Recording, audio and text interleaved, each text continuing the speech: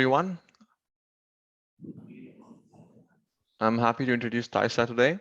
She's an NSF Computing Innovation Fellow at OHSU and adjunct professor at Portland State University.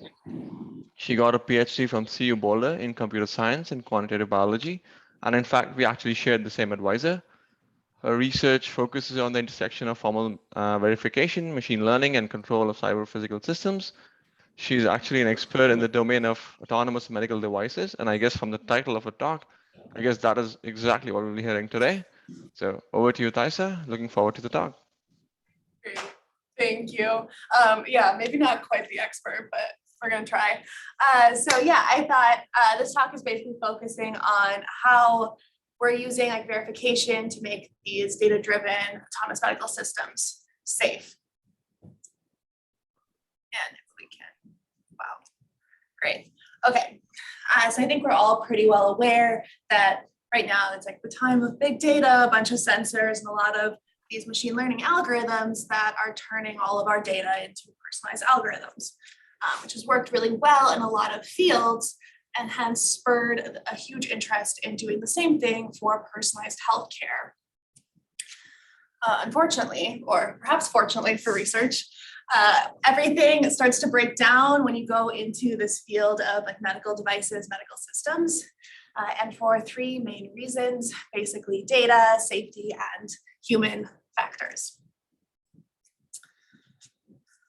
So type of questions we're going to be looking at when we're thinking about these three sections. First, we have biased data distributions.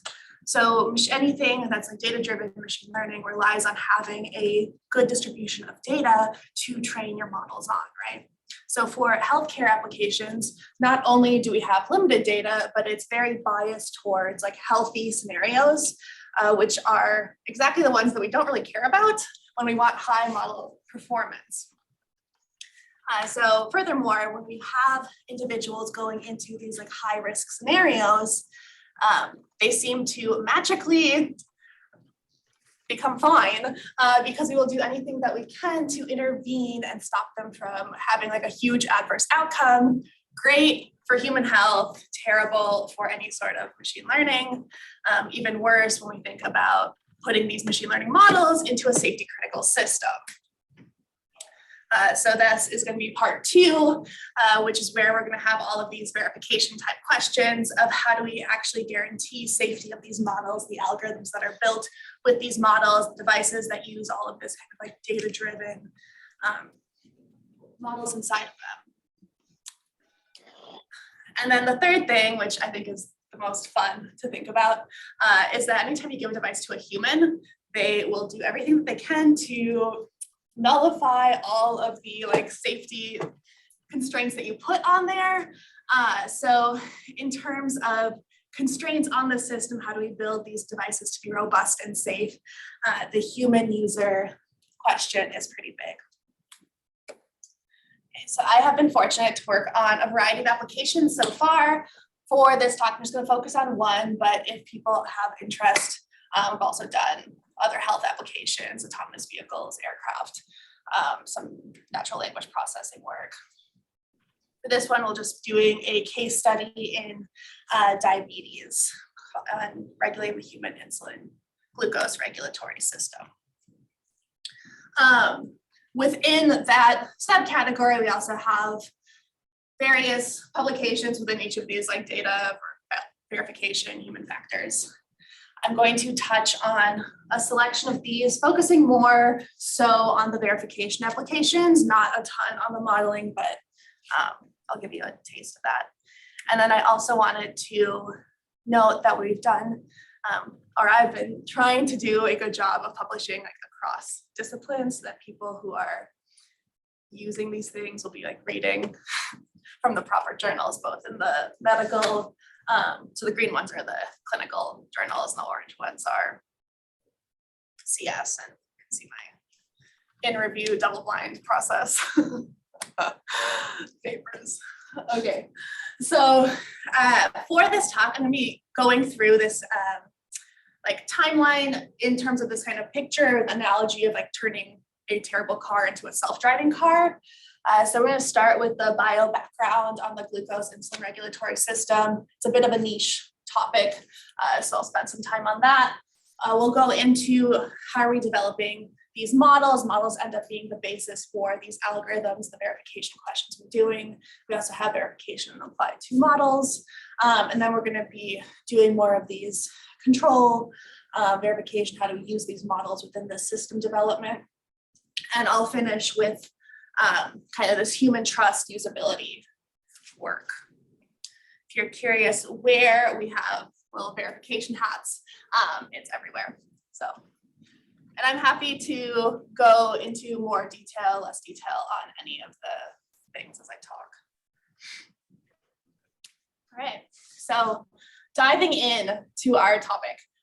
The core of this question is that regulating the human glucose insulin regulatory system, breaking it down super simply, your cells need energy. The way they get cell energy to their cells is from glucose. Glucose is broken down to ATP. The way your cells get glucose is through the bloodstream. The way glucose gets into the bloodstream for the most part is through the food that you eat.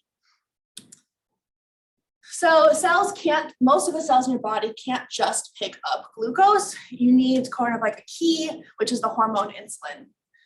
So insulin is produced by the pancreatic beta cells. And for most people, this glucose insulin regulatory system works really well. You can see this, maintaining your glucose levels around 90 milligrams per deciliter. So when you eat, it's going to increase your glucose levels. We're not always eating, so when that levels go high, you're storing some in glycogen stores, stimulates the beta cells, produce insulin, cells can uptake it for energy, go about your day. Exercise and things like that, we're going to think about controlling for as well. That's going to deplete your stores. When they're depleted, your alpha cells from the pancreas are going to stimulate the breakdown of glycogen, keeping this like a really well-functioning loop to the point where it's kind of like having a perfect self-driving car where you don't really have to think about what your blood glucose levels are if you don't have type 1 diabetes. So if you look at a trace throughout the day, this is actually my own data. I don't have type 1, so you can see that I stay within this green range. You have some fluctuations, but overall, we're in what's called the euglycemic range, and we're going to control these different ranges differently due to the issues associated with either going high, which is hyperglycemia, or going low, which is hypoglycemia. Low is more dangerous. We have a hierarchy of control there. So for people with type 1, this loop is broken. So you're missing your pancreatic, it's an autoimmune condition, you aren't able to produce insulin, so you have to take exogenous insulin to kind of like self-regulate. Turns out mimicking biology is incredibly difficult. And I think, and this is for a variety of reasons. Okay, so I'm sticking with like car analogy issues that are in the system. If we're going to look at the insulin that we have, this is like your control input, right? So people without type 1, we have what's called endogenous insulin. This is this brown curve here. You can see it's really quick to act in about 5 minutes, leaves the body in about 15 minutes, depletes quickly. A really nice like gas pedal per se. For the insulin analogs, which is even the most like ultra rapid acting insulins that you have for controlling type 1 and some type 2 people, it is these red, black, all of these other curves where it takes up to 90 minutes to reach full effect, stays around affecting your blood glucose levels for about 4 to 6 hours. So that's like having a sticky gas pedal, which would be fine on its own, but we also you can deal with a delay. It turns out that delay is not really predictable and very fickle. How much insulin someone needs is going to depend on everything from like how long you've had diabetes, different hormones, if you watch a scary movie last night, and things like the moon, which is a little tongue-in-cheek, but there's an actual study looking at lunar cycles affecting insulin sensitivity in teenagers. notoriously difficult group to control. So we have a like sticky, fickle gas pedal, very fun, lots of fun research questions there. Now let's break our car a little bit more. We have a like basically what is like a very blurry windshield, like you can't really see where you're going. So due to our insulin profiles having this like 4 to 6 hour horizon of affecting your glucose levels, you need to be able to predict at these like multi-hour horizons. Unfortunately, people are always doing things to kind of like intervene. If you're like working out or you're eating food or just you get scared walking down the street, it's going to change what's going to happen in the future. And even the best models that we have so far are cut short to about like a 30-minute prediction horizon. So you're left with having to like anticipate things that you can't really anticipate. So everything together, self-regulation, even the people who are arguably the best regulated type 1 people, which are these traces on the right, you can see a lot more of these excursions, higher fluctuations. You're spending more time in this yellow and red zone. Okay, so what is the artificial pancreas? This is a set of medical devices that's basically trying to like slap a system onto this terrible car and make it a self-driving car, which is a really great idea for many reasons, including like taking this full-time job burden off of the individual. So if we zoom in, it's not actually it's a bad name, it's not an actual organ. It consists in the most part of an insulin pump. This is one of the ones on the market right now we've worked with. And that's the black thing. Sorry, I will not point on the screen, I'll point here. Insulin pump, glucose monitor, it's monitoring your glucose, and then the AP system is the algorithm that's connecting both of these to tell the pump how much insulin to dose at what time, anticipate all of these events. So the system currently exists. The first one came onto market in 2019. It's the Medtronic 670G. Right now, there are 3 systems in the US, a couple more internationally, a ton in various stages of clinical development, both in research and industry. However, it's not working really well. So kind of similar to our promise of a self-driving car, turns out we don't really get what we were marketed.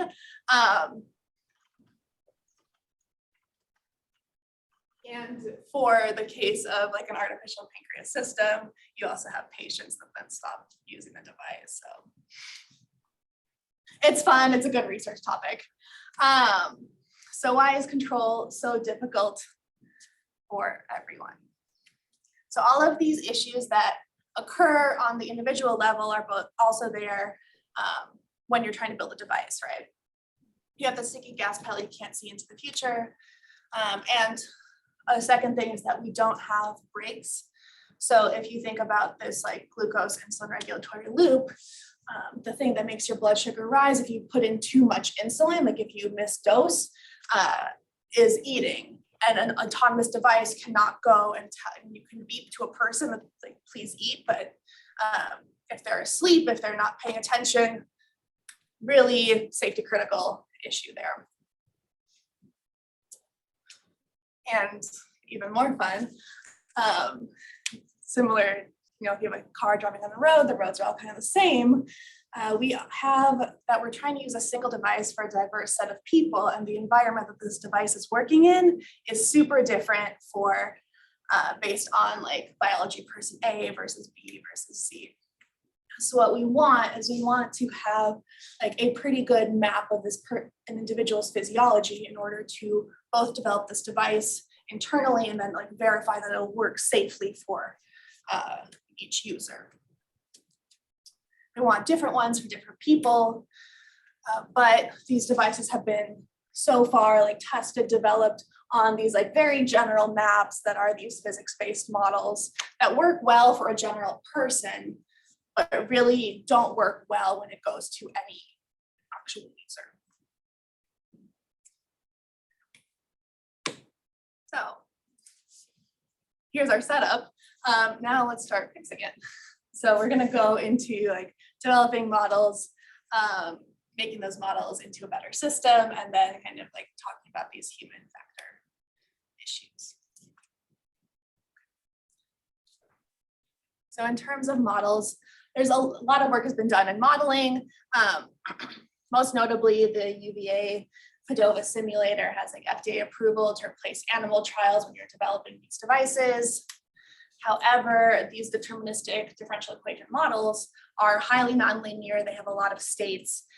There's a lot of these like unknown, unobservable quantities that are either require like tracer studies that's not doable for any user on the street, or they're fictitious, made up to make the model work. So it makes it great for simulation or like a general individual, but they're not great for any specific person, and they are really tough to work with in a verification framework. So you focused a lot on how can we develop better models using data that this device is already collecting, so we don't have to do like additional radioactive tracers and things like that. And these models will form the basis of both like improved algorithms and ways of verifying safety of these systems. And these are going to serve like the map, and if you're driving a car, I want them to be both personalized and extend to this like 4 to 6 hour prediction horizon. Okay, so the other thing we want is that we're going to put some like notion of uncertainty quantification into all of these models. So rather than predicting a single point, we want to do something like, I can tell you with 95%, right? Like a single point's always going to be wrong. But if I can tell you with some confidence bounds that you will be within a range, that's much more useful if we're going to be talking about safety questions in particular. So starting out with the most basic models, we have like autoregressive moving average models. These are taking like historic input, you're trying to figure out which points in time are most relevant, how many do you need. For insulin here, we use like an insulin on board term. And this was a great contribution. I had a student, Sydney, working on this along with me. So that was a nice project. So what we want to do, linear models are not that interesting and they're not that great for a nonlinear system. But we could do some clever things on how do you get a linear model to fit better? How do you capture uncertainty? Because they are really nice to work with in like a reachability or like verification framework. And we like starting as simple as possible. I am a mathematician by training. So we want to capture some bound of like, instead of having a point prediction, now you're going to be within a range. And that range is going to involve some confidence bounds, which we can use like a 3 sigma on a normal distribution to capture like at least 99% of those. Once we do this, we can then combine different models that are trained on like different areas of data. So they're predicting out different dynamics and intersect. We intersected 5 models to get a tighter bound on that future prediction. So this lets us use like pretty easy to work with models, but then capture some sort of like nonlinearity, get an improved bound that way. And we're gonna drop down to like 95% confidence. But when they're trained on like actual human data, this is a lot of data in medicine. It's not a lot. I've been telling you it's like machine learning, but if we look at how well these models perform, you can see that they are capturing the actual data trace, which is the blue one, about 95% of the time with these like dashed red lines. But you can also see that they're like pretty wide bounds, and we don't really want to be like that wide. So it has enabled like a couple projects that we've done. I will talk about those, but there are limitations here, especially like what data this was trained on, those bounds being a little big. So we're going to go to the right side now with going really deep into the neural network modeling approach. So similar, exact same framework, data the device is already collecting. Instead, we're just gonna put a neural network. We use ReLU activation units. They become nice when we're doing verification on these models. And we're predicting future blood glucose levels. So a ton of work. This is a very hot area. There was even like a competition on learning these machine learning models for AP systems. Fortunately, they all have a lot of issues, so there's a lot of work left to do. One, they fall pretty far short of this 4 to 6 hour horizon that we need in order to capture those insulin dynamics. A lot of them work with difficult to collect data sources. They have very complex network simulations. When we tried to be replicated, they didn't pass replication. And then furthermore, absolutely none of these have been verified to conform to underlying physiology, which if we're going to use it in a system to determine how much insulin to give someone is huge. So we are addressing all three of these. And then on top of this, instead of just predicting that point prediction, we're going to do a confidence bound, capture some uncertainty. And the way that we do this is we have a 3-point prediction where we're going to do the upper 95th quantile, the lower 5th, and that median. And you can train 2 quantiles by changing the loss function within your optimization scheme, right? And the way there's theory on how you determine these slopes, you have to kind of go between theory and practice to get it to work well. If people are interested, I've also done a lot of work on how do you do feature selection. We did this how do you get minimal models that are able to do this improved prediction with fewest parameters. It developed a heteroscedasticity driven feature selection method. We can talk about it at the end. And we're also going to talk about how to make sure these models are conforming to underlying physiology. That will come in 2 sections. Again, these are trained on a different data set, a lot of nighttime and daytime data now, an observational clinical study. So we have a bunch of real data that they're trained on. And when we evaluate it, this is a specific to blood glucose level evaluation chart. So you want to be within these different zones. It's called the Clark error grid, and it tells you if you were to use this model to do a clinical decision, are you doing something that's still safe for that person, or are you, so if you're in zone A and B, even if you have this higher error up in these bounds, if I make a decision based on that model, I will be making the right decision. Versus if you're in something like zone D and E, it means that this model is predicting that my blood sugar is high when really it's low. If I make a decision based on that model prediction, it's super unsafe. So you can evaluate safety of the models in this way. We have about 93% of all predictions up to 240 minutes falling within that range. And then we can also do just prediction accuracy, which is in milligrams per deciliter, comparing to prior best fit models for longest horizon. We were able to improve both that accuracy and also the prediction horizon 3 times, 4 times.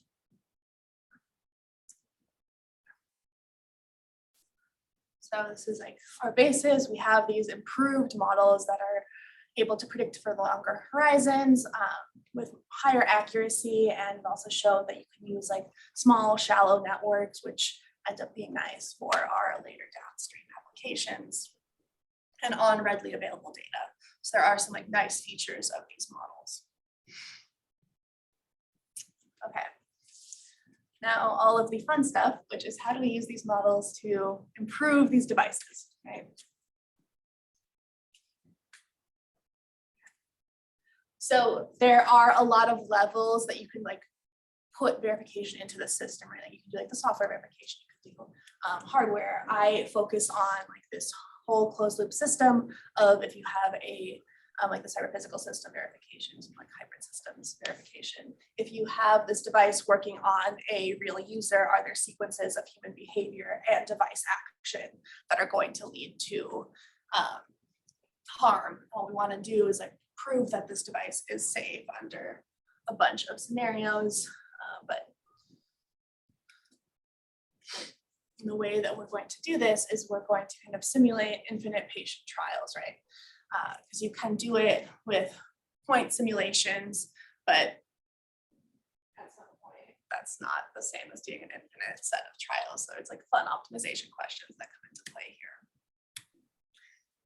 So if we pull out like the real human in the loop, replace it with a model obviously will be different than what is actually in that like control system. And we can answer a lot of questions of how to make these devices work better, how do we ensure they're safe, how do we know that these models are doing what we think they're doing.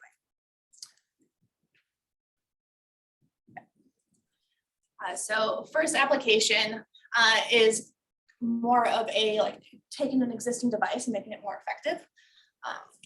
After this, I'm going to talk about our like neural network verification question for how do you make these models safe. We also have some on learning real-time controllers and talk about doing some like efficient transfer learning applications. I can expand on everything. Okay, so the first project here is that we're taking the device that's the first device that's on the market that was basically oversold, underdelivered for a variety of reasons. And that has resulted in it not being adopted well and people like stopping using it, right? So this device, the center of this device is what's called a proportional integral derivative controller. It has a lot of anti-wind up and insulin limits on the feedback. So people are in controls. This is essentially a rule-based controller where you're kind of saying how far away are you from target, give insulin based on conditions there.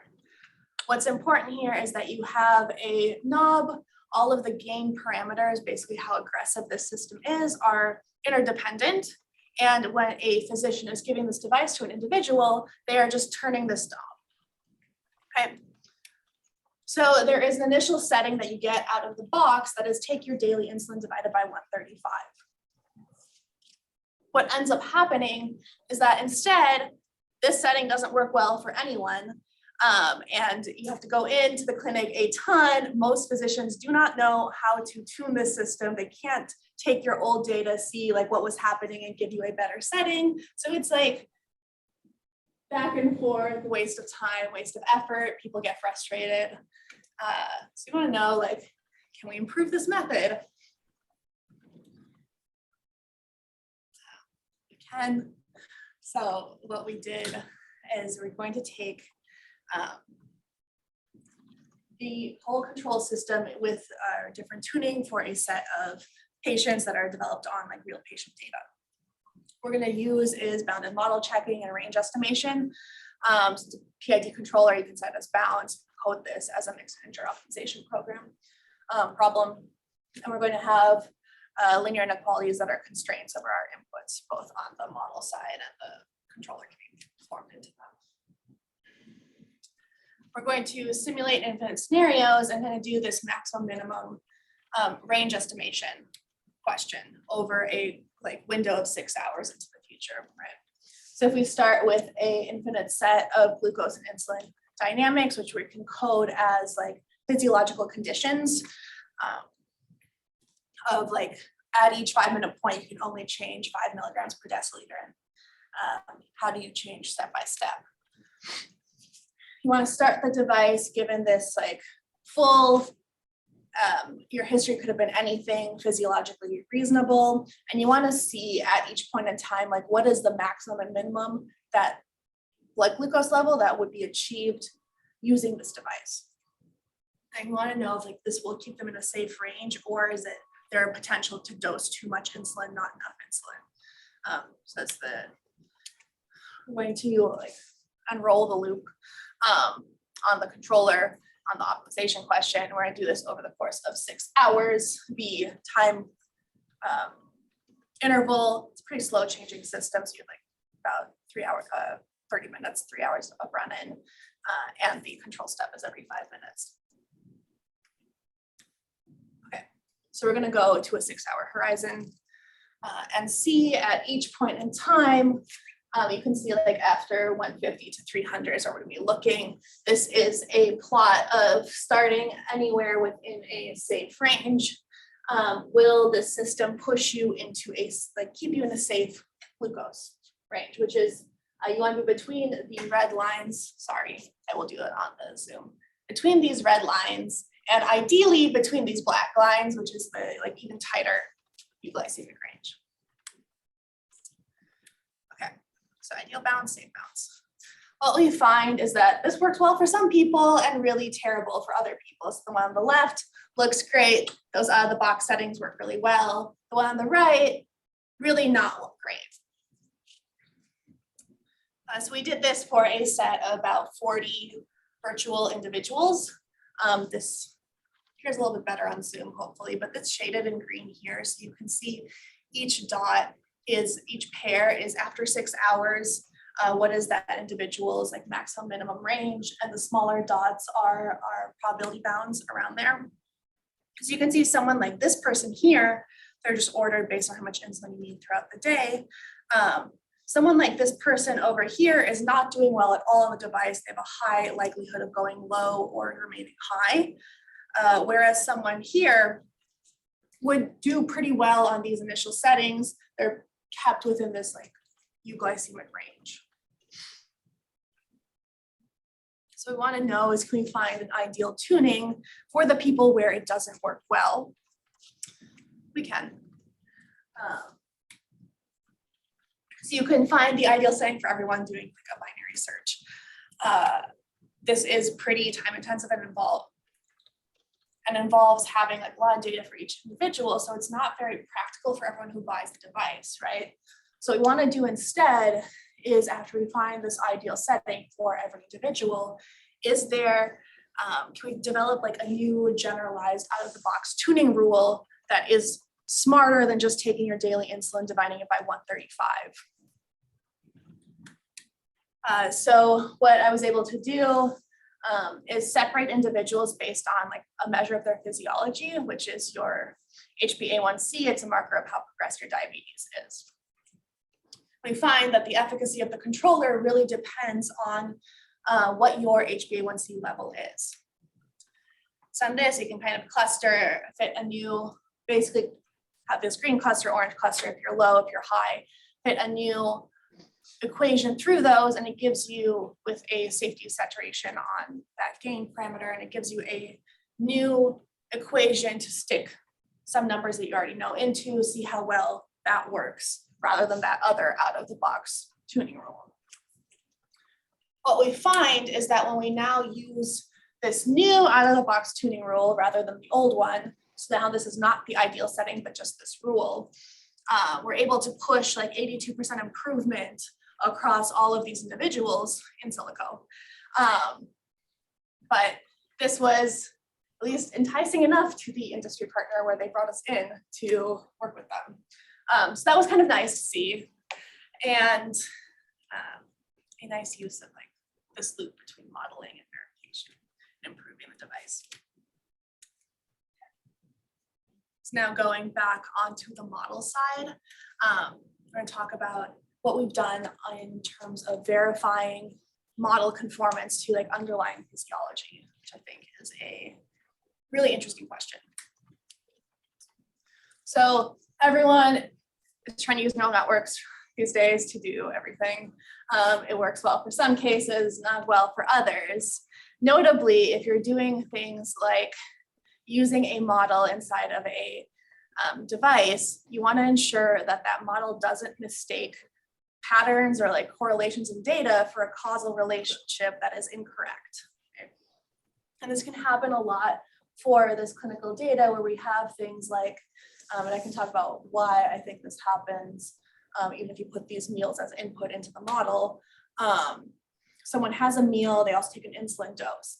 Their blood glucose rises due to the meal, but every time you take a meal, you also take a large dose. So it's highly likely that a neural network trained on this data sees that large dose, associates the large dose with the rise rather than the meal, even if you have both inputs in the model.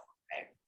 So this can give you really high accuracy, but that accuracy is not sufficient because you can learn incorrect underlying dynamics of the model, which can turn out to be pretty deadly for a user. Okay. So the way that we developed like a method for checking the dynamics of this model, limited to like ReLU activation functions, feed-forward neural networks. So lots to do, but going to use range estimation again because we have a theme.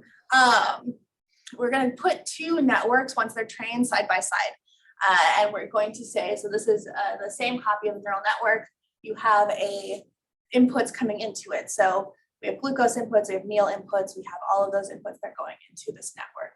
At a certain location in the inputs, we're going to have a slightly higher, like a delta increase in one versus the other. And so we can see what is that difference in the one that has like a higher insulin dose. Is that going to be predicting a higher blood glucose, or is it going to be the same?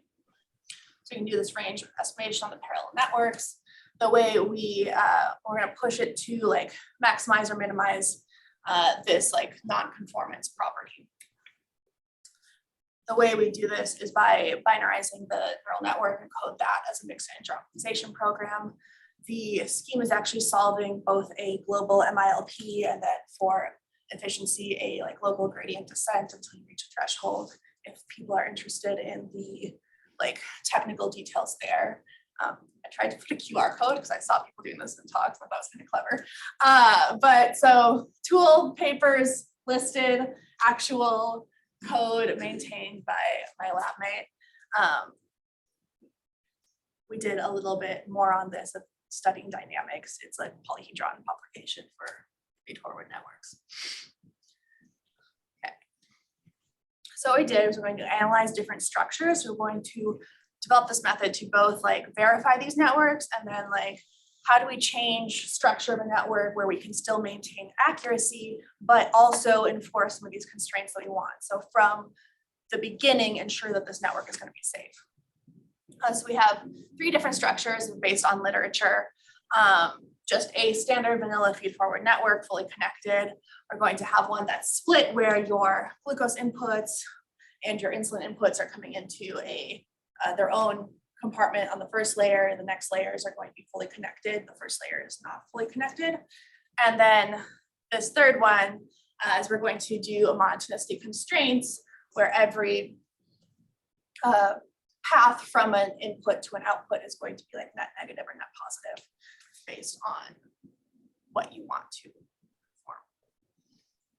So I think the important thing here is that these networks, when trained on real data, all give you about the same prediction accuracy, which is kind of like a big selling feature, I think, because people are always arguing that if you do these like all these constraints and you make this structure like different for a network, it's going to reduce your prediction accuracy. For this case, we did not find any reduction, like very trivial reduction in prediction accuracy. And what we did is that we did like 2 different outputs. So we're going to do both a counterexample search and a dynamics verification. So we can search for traces, like what are inputs that are going to violate this constraint that we want, like insulin to always, like if I increase insulin, it should decrease my future blood glucose level. Yes, question? You said to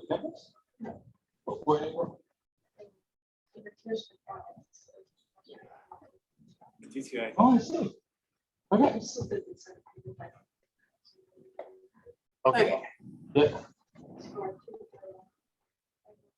That's not my question. I It's don't just- think Quick, because it's 10:42 already. Okay. So we can search for counterexample traces either using like physiological based constraints, or we're going to encode those in like temporal logic. But we also did a database search, which has where the inputs are now like in terms of real data, because if you're doing these like there's this balance that you're trying to achieve between I'll close it. I'll close it.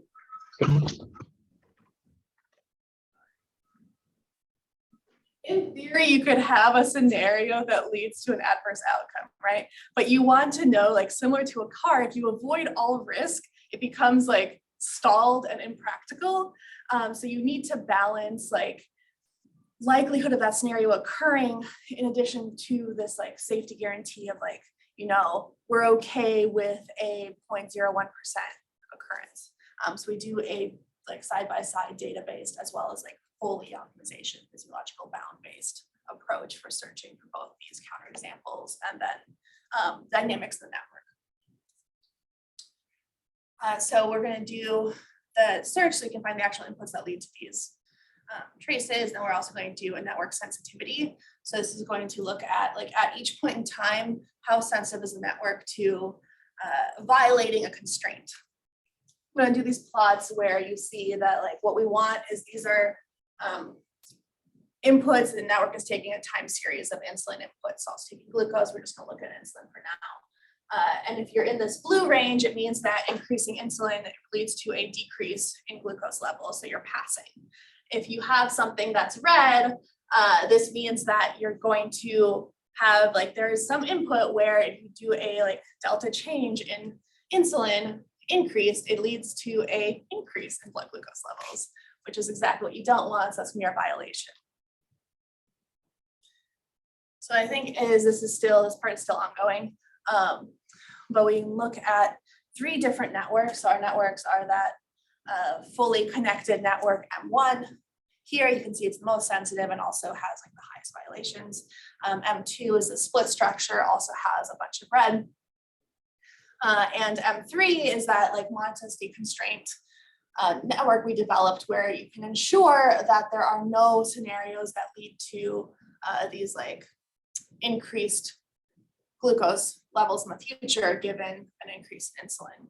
We've also split it up in terms of like what is your like where in your data are you, or like what type of dynamics are occurring? Like is your insulin low and the network is predicting? Are you in range and it's predicting? Or are you high? And we see this that these models are trained on data from like this, all of these points are within the domain of validity of this network, right? So the theory is that you should be learning these dynamics, but what happens is that we have like very different outputs based on where you are. And the reason this occurs is because there are like, I think reasons, I can't formally state, but I think it's because you have like different actions that are occurring within all of these ranges. So usually people will be having meals when they're within this green range. If you're within this red range, that's a lot like, that is a place where you have a lot of like external input like rescue carbs, things like that, where people kind of are magically saved. We do a lot to get those traces out of the data, but those dynamics are still inherently present when you're training. And then when people are really high, yes, question. I have a question that I'm not quite sure how to ask, so Yeah. I'm going to try. So it feels like when you're talking about the data available for Yeah. these models, that there's like that's kind of everyone all at once. And you're trying to build a model that could work for anyone, sort of taking into account their different circumstances.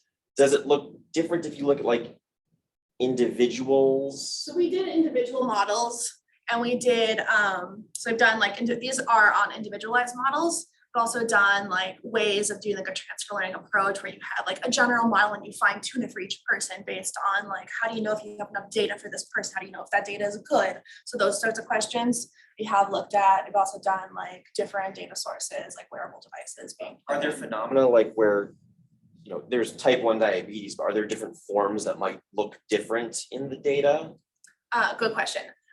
So similar to like that control tuning where you have that like HbA1c, like so how progressed your diabetes is will definitely affect your dynamics. So I have been looking at how do you like relating, like I think it's a really nice thing when you can relate some factor of someone's physiology or like group people based on like this model will work well for you and this control. It feels like that ought to be possible. Yeah. So in progress, Gotcha. not that first tuning one, it really split nicely. And I think it's because there's a mismatch between the type of people that are in the clinical trial versus the type of people who are in the general population, which we can talk about. But yeah, great question.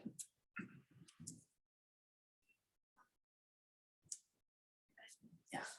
So last little section that we have is just like, we want to ensure that these devices are safe and usable. There's a lot of interesting questions there, and I think it helps like drive some of like how you like think about verification, which I will just touch on very briefly. But we want to ensure, like similar to a car, right? Your expectations have to like match reality. But when you put a human in the loop, people do a lot of things like misuse the device. So we focused on things like algorithmic explainability, which seems pretty low level, but like if people don't know what the system is doing, they will misuse it. One of these is actually like our top read paper, a top cited paper, which as a computer scientist is a little depressing. It's not a CS paper, but it's nice because a lot of like clinicians are reading it. I think it's like 4,000 or something, which I thought was a fluke. And then we have like an explanatory website. I'm getting a lot of students involved with that, which has been fun to do. It's a good way of like learning about systems and verification controls, and if you're able to teach other people, helps you learn. One of the fun things is this, when the first sensors came out, this non-calibrated one, people are doing all of these hacks to extend the wear. Like putting in the microwave or some other sort of Faraday cage. When you reset it, and it's kind of like you laugh at it, but it turns out that this is super, super deadly because the device has different algorithms based on different days due to the wound response, right? Like sensors are reacting to chemical changes in the body. How you translate that to a glucose level changes based on what physiology is occurring. So that is one of this paper where we did both like an explanatory system and then also like kind of backwards engineering what the algorithm is actually doing, so you can show people how you are getting really inaccurate readings when you start to extend this without calibrating it. So that's kind of nice. We've also done some work on like developing like usability protocols for how do you make these devices, right? Like we're coming from like the CS or engineering side, like then you give it to a physician, they don't think the same way. So how do you ensure that both people are coming together to develop things that are useful? And then also on some stuff on like practical safety guarantees. So what we saw with that first on the market system is that people lie to it. So it has a lot of these safety layers that are like, if you are different actions from the device, if you do eat a meal or if you don't, what happens is that people want to be more aggressive. So they start telling it that they've eaten without actually eating, so that it breaks all of these safety layers that are built in, kind of nullifying any sort of verification that you would actually do on it. So I think it's kind of a fun problem when you have this like dynamic between like, you have to make this, you can't make it, it's like it's car, you can't make it drive super slow down the road and avoid like every pedestrian. You have to kind of like not take that easy route and like make it work better in cases where people are not like so annoyed that they don't use it. So I think those questions are really fun for me. So super general overview. I will just recap a couple things. In terms of like data model development, we've taken this kind of like interdisciplinary approach, like making these models, making sure that they're safe, they're doing what you think they're doing. Still ongoing. I've actually been doing a lot of modeling and like clever ways of doing pattern identification these last couple of years. We've done some verification control work using the models, like reducing physician burden, improving personalized algorithms, both novel algorithms and like out of the box ones, and focusing on like education side. There, if anyone is interested in like this field of medical devices, it is living in like 1963 and there's a ton of work left to be done.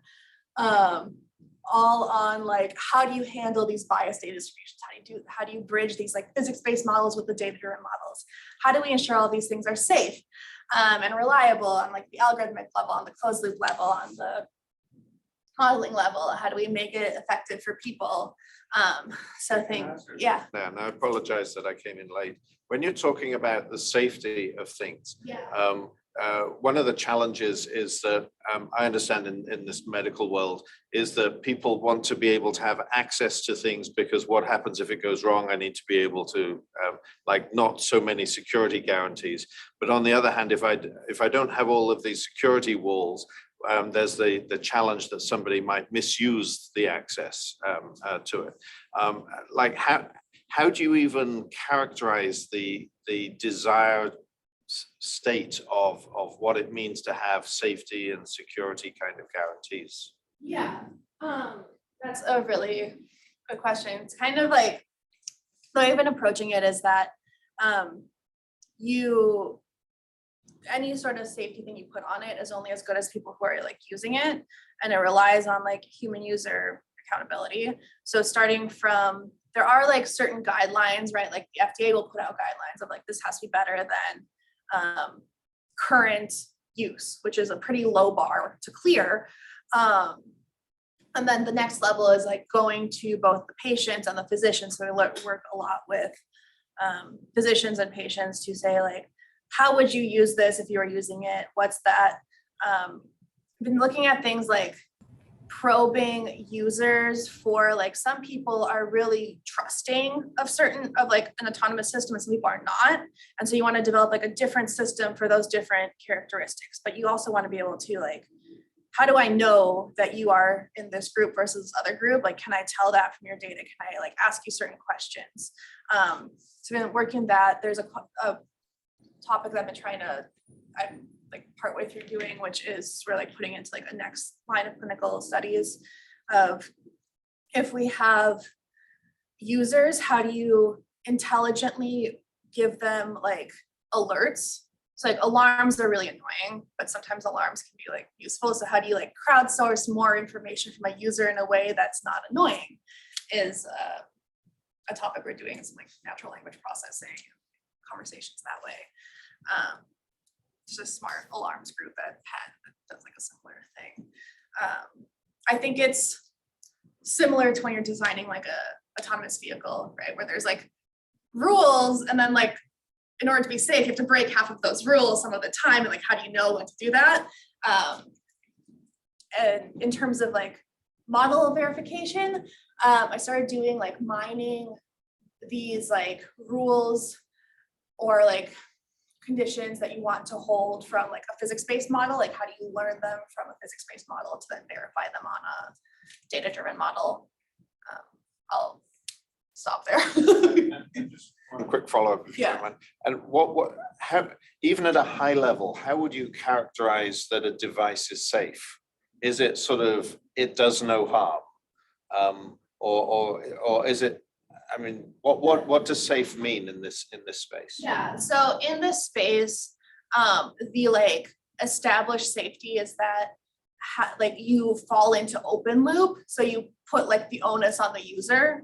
And so then the marker is like what percent of the time can you stay in like the closed loop system versus like, are you falling into open loop 50% of the time? That's kind of like a poor marker, but that is like the safety check. It's like giving it back to the person. Yeah. What sort of data are you using to train the models? Is it just like a univariate time series with a blood glucose, or does it have annotations for when they eat, sleep, all that sort of information? Okay. So we have like a set, a bunch of different data sets. One with like eating, sleeping, meals. Meals are, a lot of stuff is self-reported. So then you need to go into questions of like, how reliable is this data? How reliable is data from different devices? We have a lot of wearable device data. So heart rate, accelerometry. Our lab here at OHSU actually works a lot on like, one of the biggest hurdles is exercise physiology, changing your dynamics. How do you control for that? So we'll have exercise data. Then like the data coming out of the pumps, like insulin infusion rates. Then a follow-up question is, if you're training models with all of these parameters in a real world setting, presumably you need the user to input when they eat and have some notion of when they're sleeping. As as a very practical example, my little brother has type 1 diabetes. Mhm. And- He doesn't do anything. Yeah, one of the primary reasons he wants an artificial pancreas is so that he doesn't have to telemodel when he's eating, or like a CGM when he's going to exercise. And so how do you sort of balance the training data where it's really useful to know everything about a patient and a real world scenario where the patient doesn't want to tell anyone anything, they just want to live their life? Yeah, so my approach has been that we want to use like the data the device is already collecting and like the ones that are like pretty reliable, right? So like heart rate actually turns out to be like really not useful, even though everyone wants it to be useful. And like steps are not useful. And things like we've done some stuff on like how do you predict behavior? And anticipate like a meal. And you can do that similar to if you're doing anything in like dynamical systems, there's like embedding, right? So like in theory, you have all of the dynamics of like you can reconstruct like a topologically similar tractor or something just from the glucose data. So can you do that? Can you find out patterns that are leading to like a higher likelihood of a meal? Can you start like dosing insulin prior to a meal occurring and then back off if they end up not eating a meal? Things like that. So we do have some like predictive user predictability things. The smart alarms is like part of that, where you're kind of like, how do you like basically mine data from a user to make your system work more effectively? But yeah, it's a nice, I used to work in kids. Here I'm with adults. Colorado, I was with kids, and kids are like really great for never doing what you want them to do. I had a question online. Yeah. Yeah, so I thought the discussion of the users kind of hacking their devices to be more aggressive and things like that really interesting. And I was curious, you talked about trying to educate people on how what they're doing is messing with what's going on. I was curious if you thought about is the reason that they're doing that because these processes and stuff are not controlling the thing that the users want them to control, or is it just a misunderstanding? And I guess I was wondering if you see trying to better model what the user's sort of like objective is might help with aligning the safety part when you have this sort of like adversarial user. Yeah. So there's a couple things. The one we did on like these glucose sensors is not really adversarial. It's more just that these are really expensive and you can only get 3 a month and people want to like extend the wear because they could do it before. So it's all like cost based. So there's nothing like maniacal going on there. That one was more of like an education thing about like, you can't think that this algorithm is working the same way as the one in the previous device was. And then that one also, we worked with the industry partner to change their device.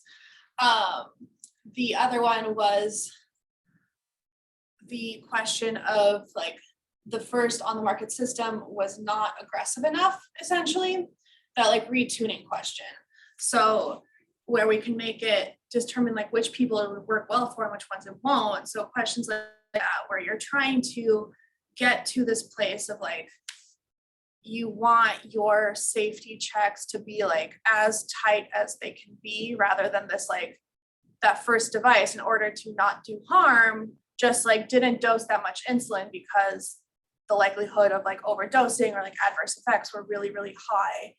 So it's kind of like if you were driving a car, you'd be going like 3 miles an hour down the road all the time. And for working with those, it's been more on like the patient, clinician, engineer side, like how do you interplay all three of them to get to a level where you like anticipate people, like what people want, and like make your device like as aggressive as it can be while still being safe. So that's kind of, hopefully that answers. Yeah, thank you. Hey, I had a question. It's a real simple question. That is, are you using? I wasn't clear whether you're using neural networks or another type of model. Okay, so it depends. We've done both the neural network and the RMAX model. Right now I'm doing some stuff on developing like a brand new pattern detection method for multivariate mixed type data. Uh-huh. I can, hold on. Okay, so let me do a better slide that tells you which one is using which model. Okay. So we did a real-time learning of a control system that used a like multiple neural network model. Uh-huh. That would be like the CMSB ICCPS papers. We did a one based on like those RMAX models, which was that retuning on that like first system. All of the stuff, most of the stuff has been with these like neural networks, not because I think they're the best, but because I think there's a lot of issues with people using them. And I kind of want to work on these questions of like, people are going to do them. Let's do it safely and like make tools for how you do it safely. So most, I would say like 90% is using the neural network models. Is it possible to kill somebody with or injure somebody with one of these devices? So Is it that basic safety critical? Yeah, it is. It is if you dose like way too much insulin. The issue, and if you don't dose enough and you end up being high, you get like ketones, make your blood more acidic and pretty uncomfortable. The likelihood that someone would blame the device as it currently exists for that, like death, is probably zero because there's that check where it falls into open loop and you put the burden on the patient. Right. But I would say that, yeah, there's a pretty high likelihood. Okay, so there is the possibility of serious injury, and there's the possibility of highly statistically uncommon combinations of events. Is that true too? Yeah, which is a really nice, I've been trying to push this more with one of the actual device companies of basically every single time the device has gone into trial, you see like a combination of actions that lead to like super unsafe behavior by the device because no one did any formal verification on the like system before putting it into trials, which then cost millions of dollars and Yes. Yada yada. So how do you deal with? Basically, it's called the long tail. How do you deal with the long tail for these devices?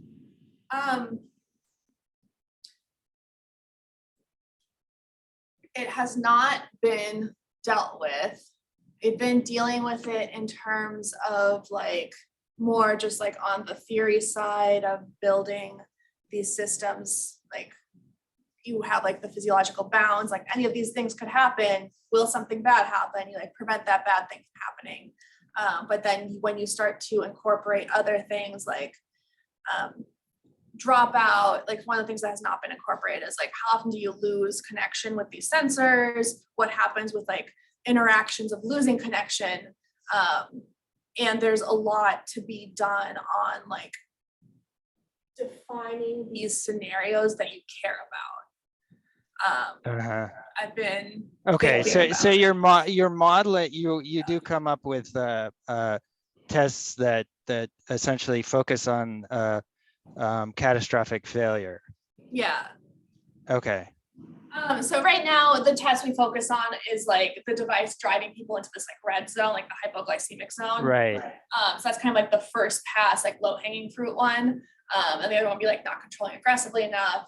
But when you start adding in all those other like things that can happen, I know NIST, I was talking to a guy from there, they're working on more of the device like guidelines for developing like these pumps in the base level to get like to kind of like cover issues there and like more safety verification there. So that's like a regulatory bodies like coming into play there. And, like, but I'm very curious about, when you come to tackle uncommon events or uncommon combinations, is it actually possible to model all those combinations?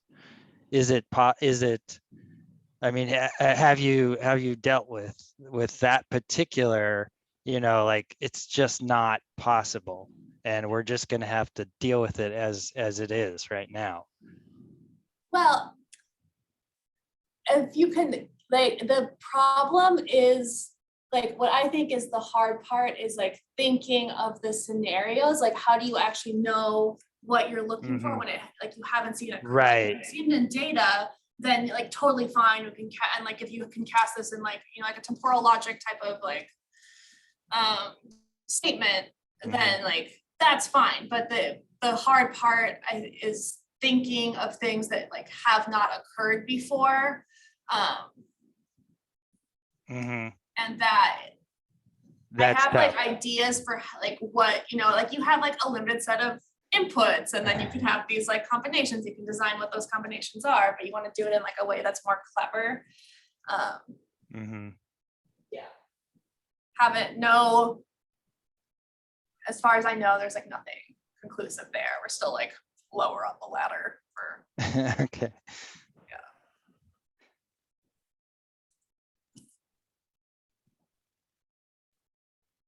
Great. Yeah. Well, thank you, Taisa. Thanks. Yeah. Very good. Excellent.